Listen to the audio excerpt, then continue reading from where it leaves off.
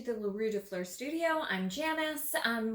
I would just like to welcome you to kick off a new quilting project that we'll be working on throughout the month of December and maybe a little bit into December as well. It will be my geometry dash quilt pattern that I wrote for We Like Sewing magazine last year, actually in December of 2021. So here is the block that I wrote and submitted to the magazine. You can see it's sort of a take on a log cabin with a larger open center. So we will be working on that project, and I have the entire little mock-up that I made here in my stitching pile, and you can see a few of the blocks that I made to test the pattern here. I used a kind of traditional Christmas pattern with a twist, or Christmas colors with a twist. So, and I always include gray. I liked that pink and a little bit brighter of the greens. I don't stick with just Christmas prints. I try to find things that kind of give that vibe without being overtly Christmas sometimes. I'm more of a nature inspired person rather than like very thematic fabrics, but there are some little Christmas trees in here, and I think you get the holiday feeling from the fabrics. Anyway, I just wanted to show that to show 2 points. So whenever I originally made it, I didn't consider really placement of the colors too much.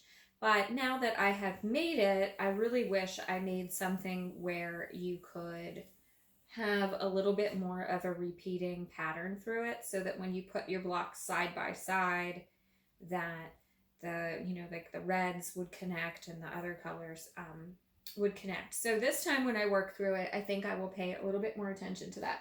So you can do it somewhat, but I don't feel like it is as cohesive as I would like. So I'm going to try for that.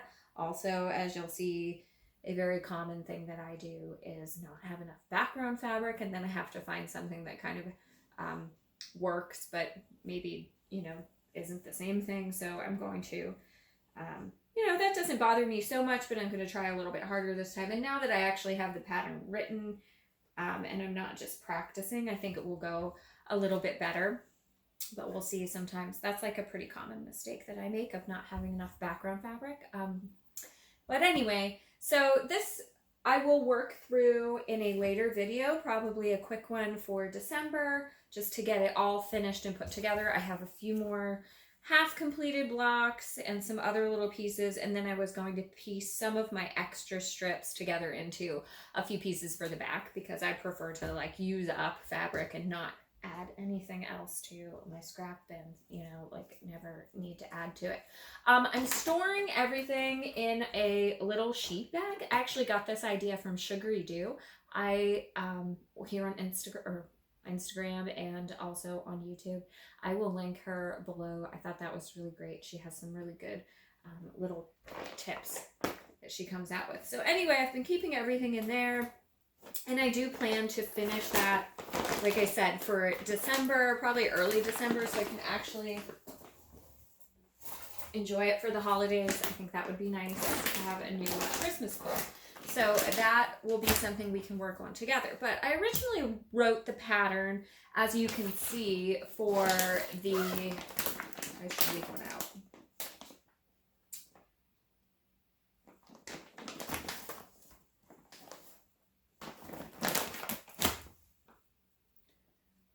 When I originally wrote the pattern, I did it with the intention that there be a large block in the center. So you can see that this, instead of a log cabin, which starts with like a small little square in the center or another smaller bit, I intentionally wanted to start with a piece that's larger, because I find, especially for me, often with holiday fabrics, but plenty of other theme bundles that I buy, there's really big prints, and then if you start cutting them up, they don't mean anything. They don't make sense. They don't look like anything anymore.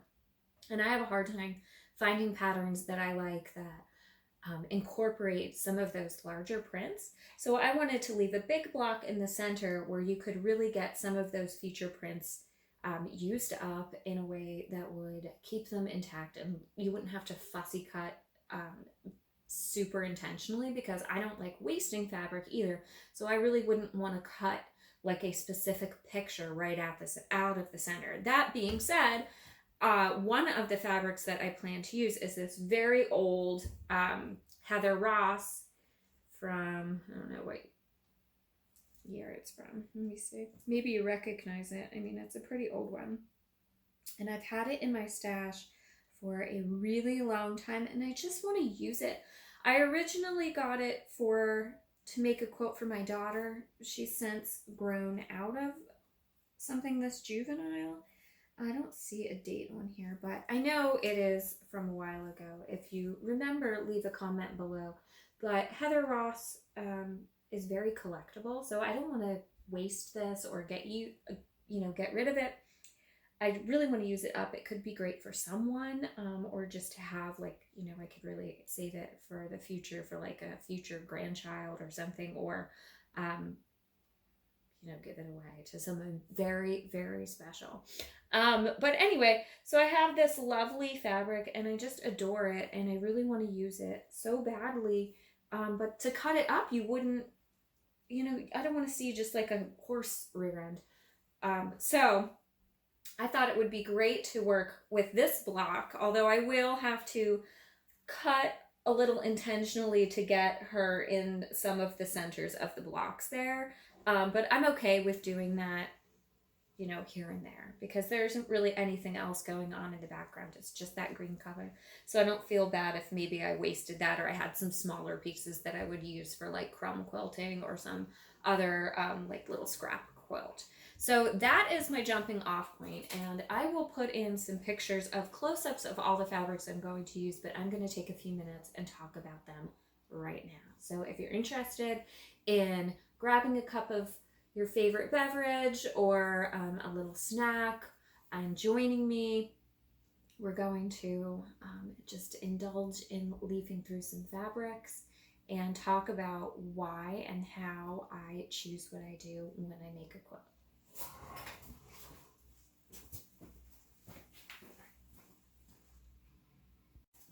Okay, so I mentioned that this Chloe print, the little girl riding on her unicorn, is my jumping off point. This will be the feature block in the center of a lot of my blocks. So if I didn't mention before, I can't remember if I mentioned it, the Geometry Dash block pattern will be linked down below for you to purchase if you would like to sew along with me.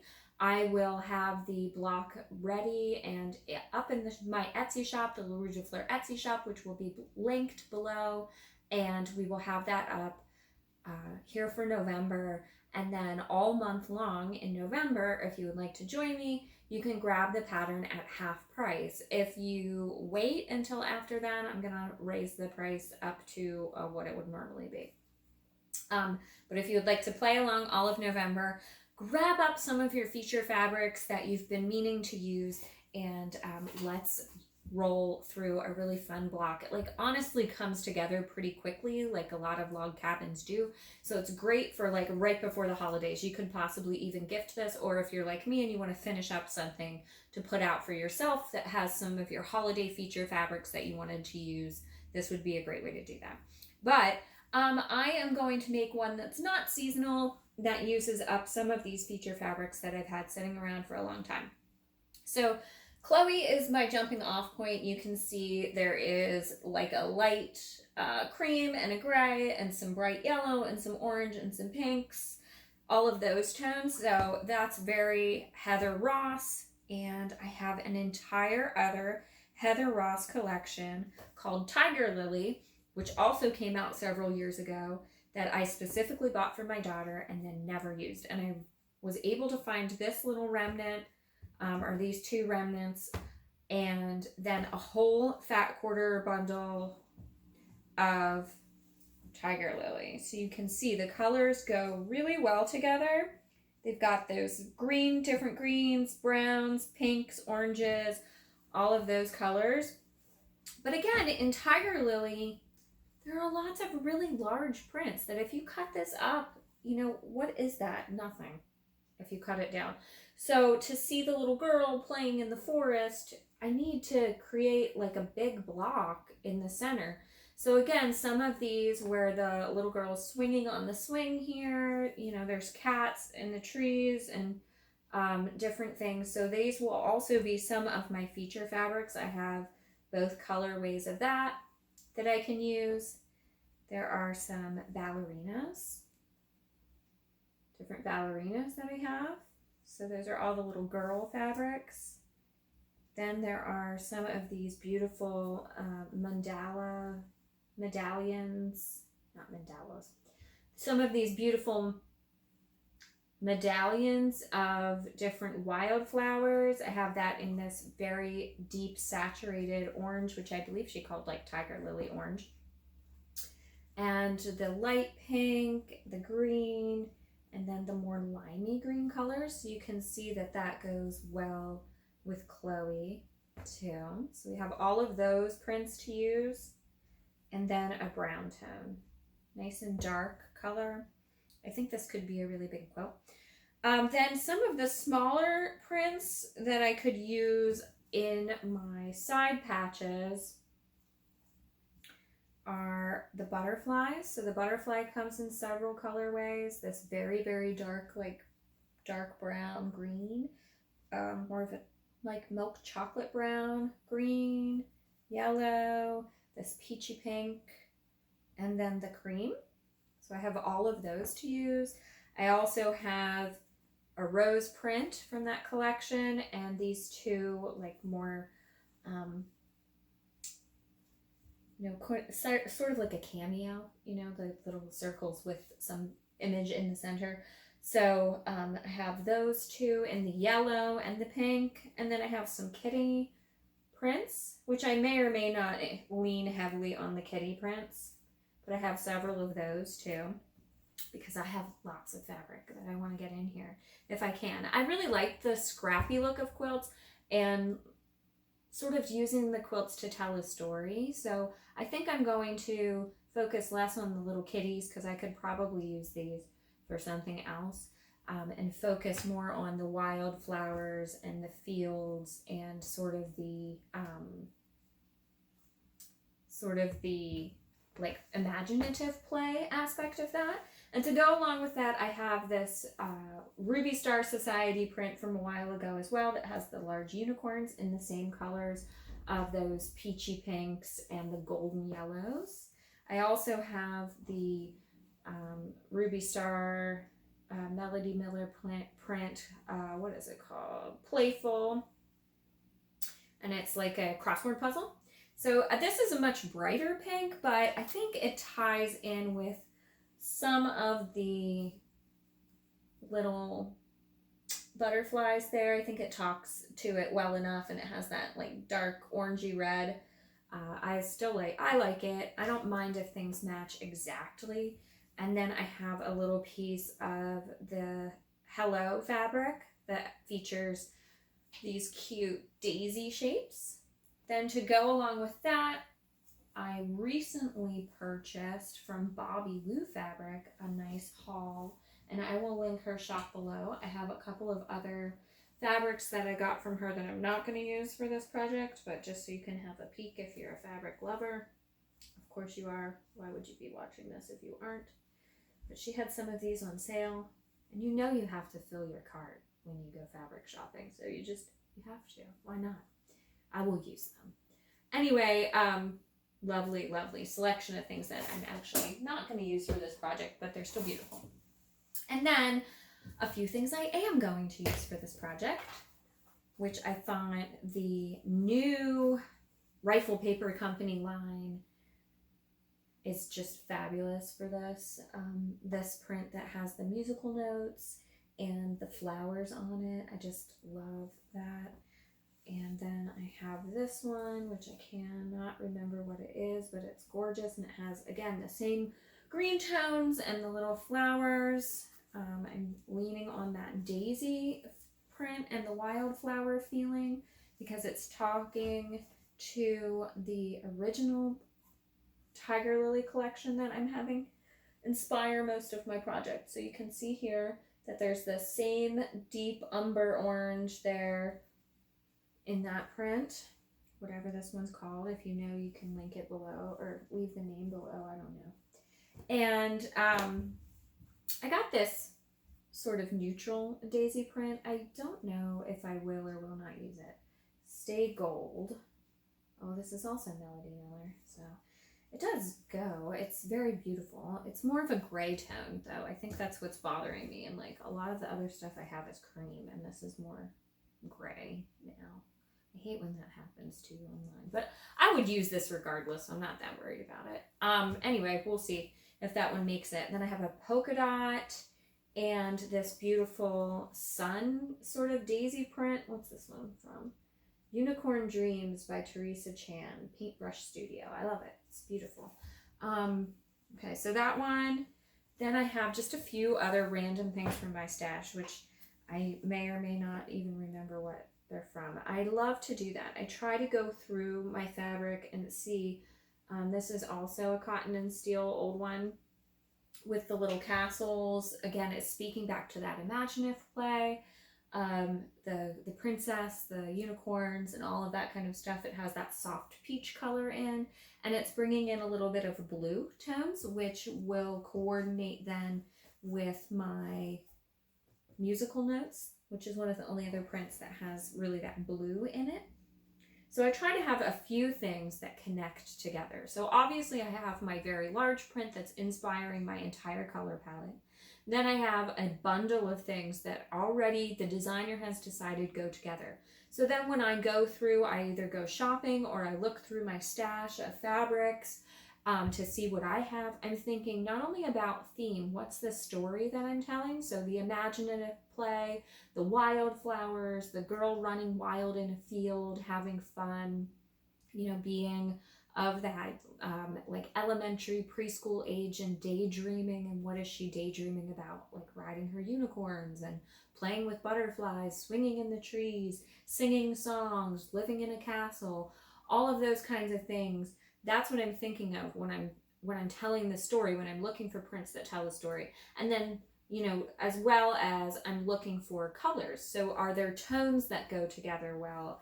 Are they pulling the colors from one thing to another? Here's another print that has that same cream background.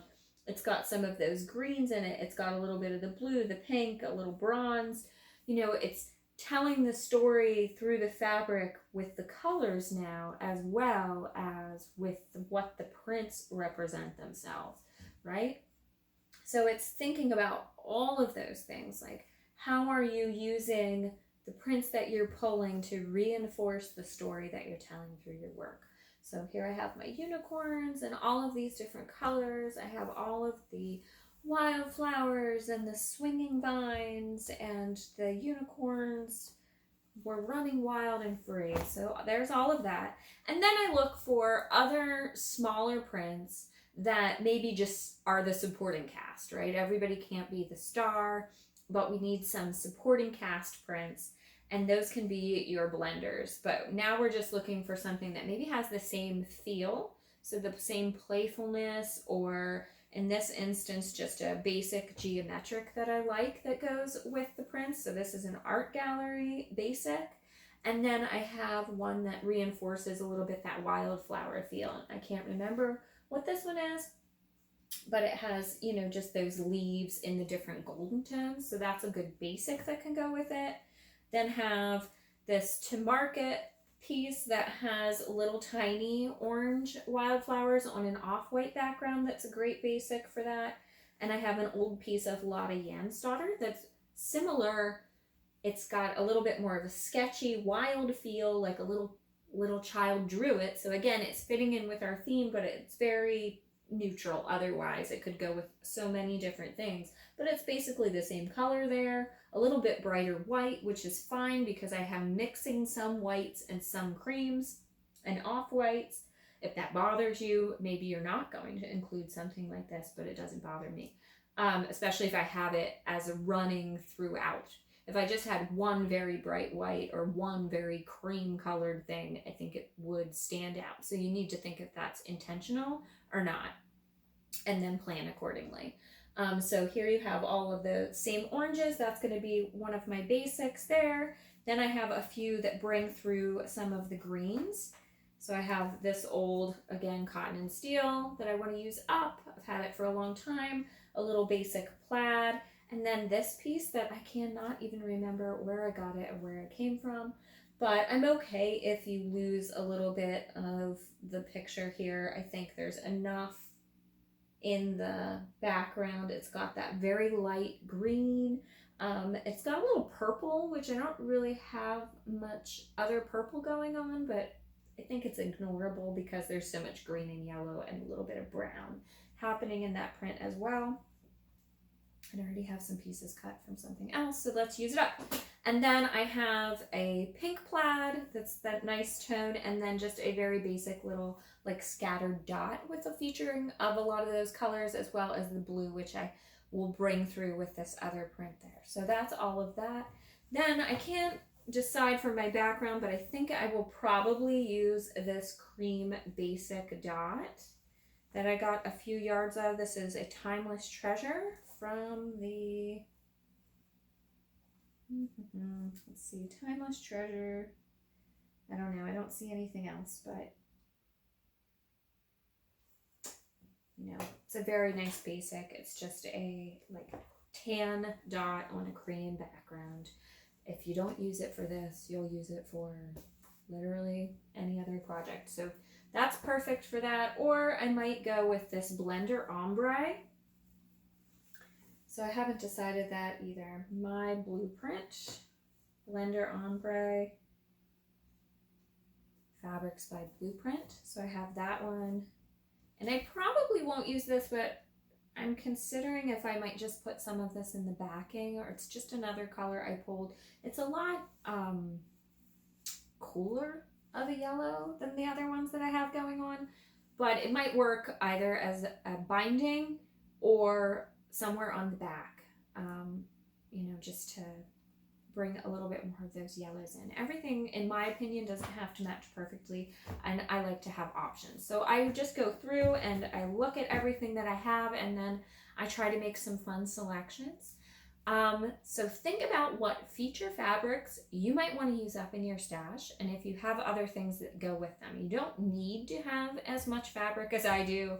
Probably no one needs to have as much fabric as I do unless you make quilts. Then obviously you're here for that reason. You probably have loads of things that you want to use up. I may or may not use all of this, but again, I like to have some options so I can play around. And the pieces that we're going to cut for this pattern are very basic, so even if you overcut a little bit, you would be able to use those cuts up for something else. I wouldn't be concerned. Or like I said, you could use some of the pieced stripping in the back to fill in the back too. That's always a great idea. And I might do that with some of these other feature prints. Actually, I'm not sure I'm going to use the ballerinas at all because I have a lot going on here. But I could use some squares of these other feature prints on the back too, just to use them up.